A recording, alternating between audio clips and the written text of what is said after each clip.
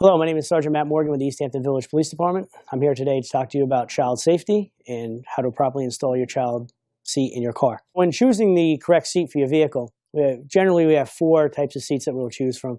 One is the infant car seat.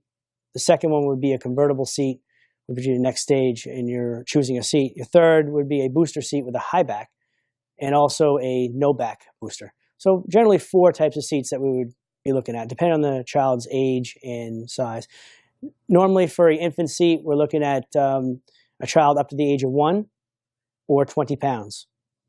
And after that, we would convert into what's called a convertible seat, which would be a child that's plus 20 pounds up to, depending on the style of seat that you choose. A high back booster is basically support that you'd have on the back for the child in the seat, depending on where the seat belt comes up on the shoulder.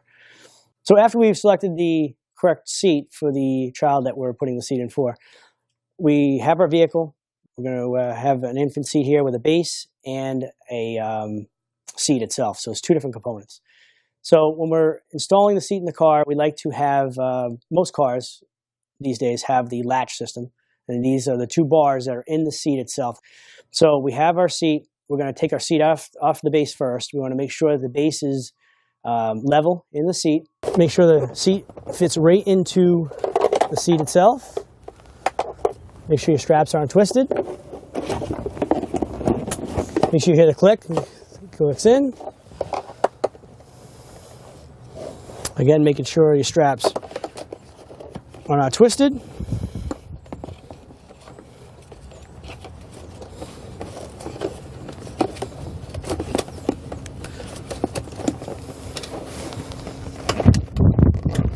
Make sure you hear the click right in. What you're going to do is you're going to get your full weight right into the seat itself. Okay, so you can tighten it up. Seat's all the way back. Put your weight right into it. And you're going to tighten it up. So you have no more than an inch movement. And when I mean an inch movement, I mean an inch movement that's at the base of the seat. Okay, so no more than an inch. Once the child comes in, make sure your straps are not twisted, they're not turned, they're not frayed, because if they were damaged, you wouldn't be able to use the seat, and you'd have to replace the seat. But in this case, we're in good shape. Make sure that we're all secured in.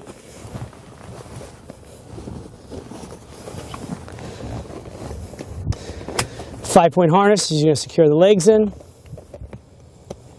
and you're also going to secure in the chest area as well, so that the child is not going to go flying out of the seat or in the event of an accident.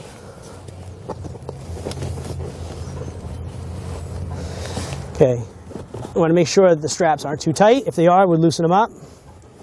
All right. If we had to make any adjustments, we would do so at this time. If we need to move out because the children's legs are too big, we would actually move out the bottom buckle one notch, and we would move the straps up a notch or two if needed be within the seat. Carrying handle.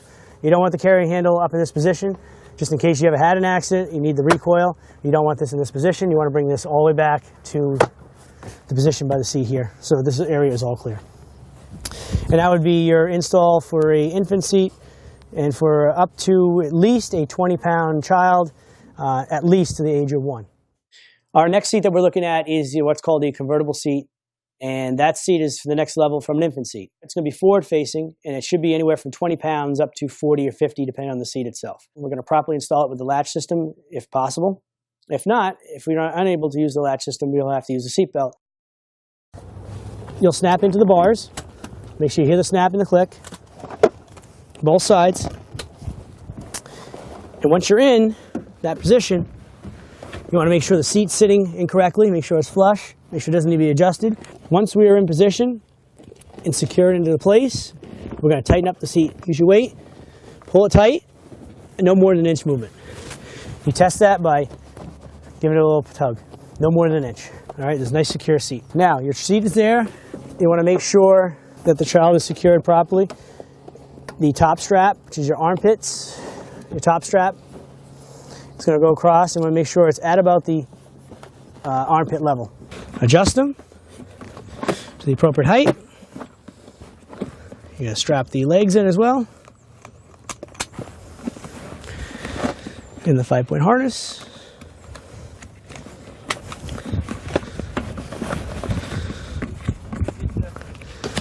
And you can see at or about the armpit level for the straps. Again, about 1/4 of an inch or so, maybe a 1/2 inch underneath. You don't want it super tight where you're going to restrict any breathing, but you want to have it tight enough so if there's ever an accident, they wouldn't fall out of the seat or anything like that. So your seat is secure and your child is secure within the seat. If it needs to be tightened, you just take your strap at the bottom and you tighten it up a little bit if you need to. Make any adjustments as needed. So we're talking about the high back booster seat, and this is for a child that's kind of grown out of the convertible seat. A high booster seat gives you that support in the back, and also you can use your own seatbelt as well. Some of the high back boosters have a 5-point harness still, some don't. You have the options to take them out. But the seat itself does not get secured into the car. It's just basically a seat that just sits in and is secured by using the seatbelt itself. So once the seat goes into place, you have your child into the seat where they normally would. You want to make sure that the belt comes through the belt sections of the seat itself, and to make sure they're not twisted, frayed, basically right into your seatbelt.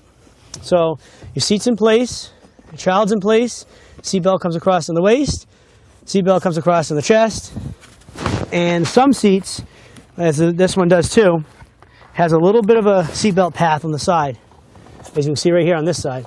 But the seatbelt actually goes through there to keep it off the neck. All right, so you can see where the seatbelt actually sits, and it doesn't sit on the neck, it sits across the chest in the perfect position where it's supposed to be. That's what the high back booster is for, keeping them safe using the actual seatbelt of the car. The fourth seat that we're working with is the booster seat. Before we showed you the high back before, now we're going to show you just the seat. This is a seat for older children who are getting ready to use the seat and the seatbelt independently. And through the age of 8, you need to be restrained in the car, either by a booster seat or some sort of child restraint system, which the booster seat here will accomplish that. So they're actually able to use the car seat itself in the back, the actual car, and then they just have a little bit more support. One, just to keep them up a little higher, and as you'll see when I put the child into the seat, you're going to use the seatbelt of the car itself. You're going to bring that seatbelt across, and you're going to click it in just like you would normally into the seat. All right. The strap itself, the upper secure area of the chest, you want to make sure it's coming across and not into the neck itself. If it does cut into the neck, then you need to use like maybe a high back booster seat, because it actually has a slot where you can actually put the seatbelt through. Here in this case, it's just below the neck, which is good. It's actually a perfect fit. But this seat will get your child safely to where they need to be through the age of 8. Okay, so again, this is Sergeant Matt Morgan with East Hampton Village Police. I encourage you to follow up, and if you need to have these installs done or any information at all about the car seats, you can contact us.